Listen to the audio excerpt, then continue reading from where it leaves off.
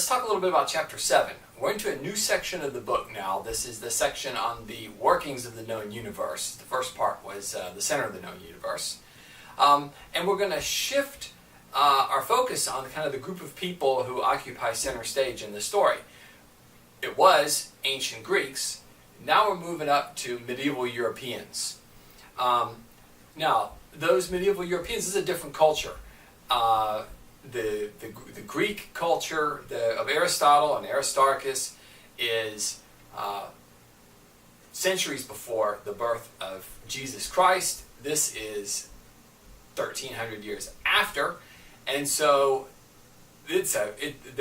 Europe is a Christian culture. Christianity has a big sway on people's thinking in Europe in the Middle Ages, and those folks were not all that keen about Aristotle's ideas because, Aristotle was a different culture. He's a pagan. Thomas Aquinas comes along and sort of brings it makes Aristotelian thought cool in Europe, so to speak. He says, look, truth cannot contradict truth. One truth cannot contradict another truth. There's one such thing as true. And so he says, whatever ideas that a pagan, such as Aristotle, might come up with that were true, those ideas have to jive with the tenets of the Christian faith, which were true. So one truth can't contradict another truth. So you don't worry about Aristotle. Read him, studying him, and Aquinas put a lot of effort into working Aristotelian ideas into his own culture. Okay, so there proceeds in the 1200s some debate over, well, are we cool with Aristotle or are we not cool with Aristotle? And you have different universities either welcome, saying, hey, we're studying Aristotle here. Others are saying, no, we're not doing any Aristotle here. So there's some hubbub that's involved in this. Some popes, weigh in here and there. And finally, the Bishop of Paris, Stephen Tempier, comes up with a condemnation of Aristotelian errors in thinking, as he calls it. There's about 200 and something of them. Most of these errors revolve around Aristotelian ideas that limit the power of God. To the Christians in medieval Europe, God was omnipotent, could do anything. And so therefore, any idea that said, well, this can't happen, was considered limiting the power of God. So one of the, there was different Aristotelian ideas. For example, that there could only be one world. God could only make one world. That was a condemned idea. God can't do the impossible. That was a condemned idea. So Tempier issued his broad condemnation of Aristotelian ideas, certain particular ideas, I suppose I should say. And we'll run into these from time to time. Aristotle and Tempier are people we're going to hear about a fair bit in this course.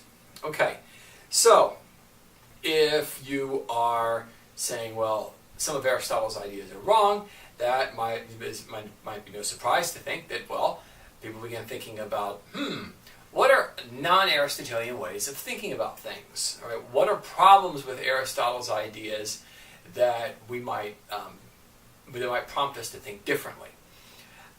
One of these problems was the problem of an object that is thrown or spun. If you take an object and throw it, okay, like you take a ball and throw it, Aristotle says everything that moves requires a mover. Okay, so you can figure out while you're holding the ball, your hand is the mover, but when you throw the ball and you let the ball go, well, what's the mover now? Okay, it's flying through the air. What's making the ball move? Aristotle said anything that moves has to have a mover, so Aristotle proposed that what actually makes the ball move is the air. So as the ball is flying through the air is actually carrying the ball along. All right. And if you spin something, like a wheel or a top, it's just like a wheel on a bicycle, you turn a bicycle upside down and spin it, you stop pushing on the wheel, but it still keeps going.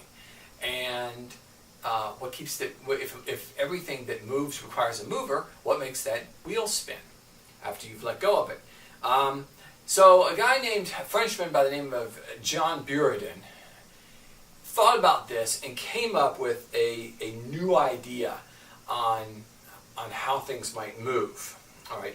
He said that if air was what made something move when you threw it, he said, it would really make sense that you could throw a feather farther than you could throw a rock, because the feather's lightweight. Air can make a feather move easier than it can make a rock move. So if you threw the feather, you ought to be able to throw the feather a long way.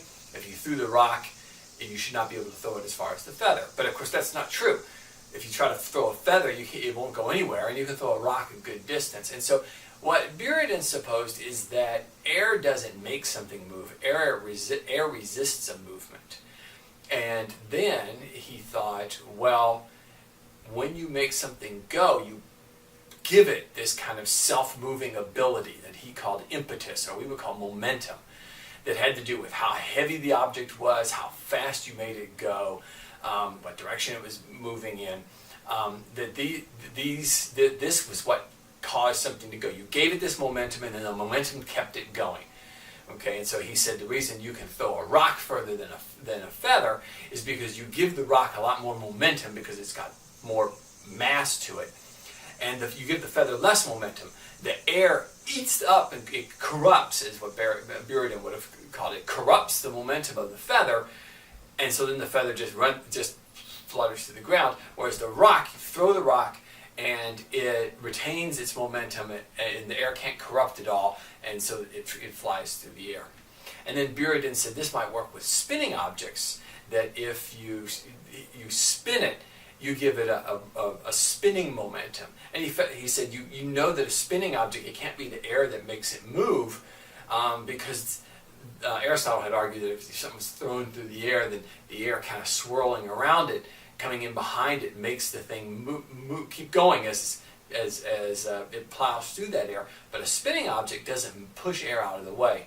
And Buridan says that he hung curtains and stuff around the spinning object to try to cut the airflow down around it, just to prove that air was not involved.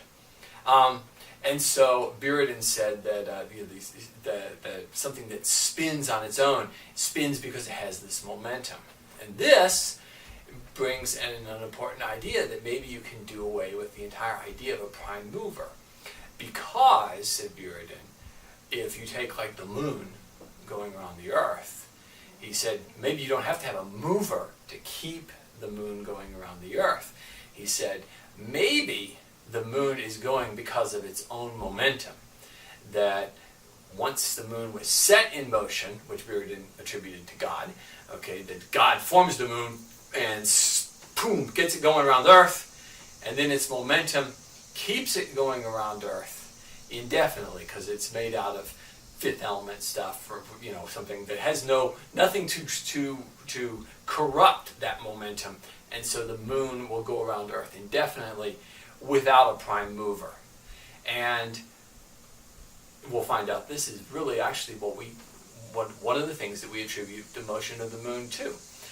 That we find out that if you go and take a physics course, you will find that we're still teaching momentum today.